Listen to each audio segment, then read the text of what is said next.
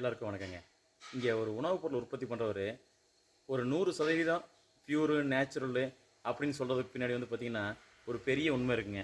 ஒவ்வொருத்தங்களும் வந்து பார்த்திங்கன்னா எதுக்கு தான் உற்பத்தி பண்ணுற பொருளை வந்து பியூரு நேச்சுரலு ஆர்கானிக்கு 100% போடுறாங்கன்னா அவங்க பொருள் மேலே இருக்கிற நம்பிக்கையில் தான் வந்து பார்த்திங்கன்னா 100% போடுறாங்க.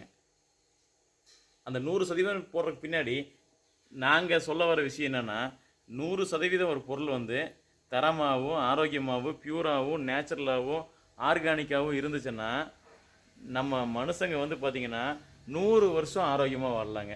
எப்படி ஒரு படித்த பசங்க வந்து 100க்கு 100 வாங்கினா ஒரு தப்பு இல்லாமல் பிழை இல்லாமல் படித்து எழுதுனா 100க்கு 100 மார்க் வாங்குறாங்களோ அதே மாதிரி 100க்கு 100 ஒரு ஆரோக்கியமான ஒரு உணவுப் பொருளை உற்பத்தி பண்ணி விற்பனை பண்ணும்போது வந்து பார்த்திங்கன்னா மக்கள் வந்து 100 வயசு ஆரோக்கியமாக இருக்கலாங்க.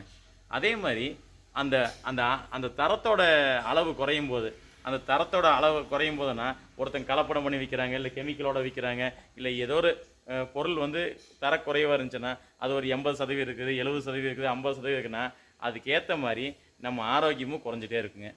100க்கு 100 ஆரோக்கியமான பொருளை சாப்பிட்டோம்னா 100 வயசு ஆரோக்கியமாக வாழ்கிறதுல எந்த மாற்றமும் இல்லைங்க.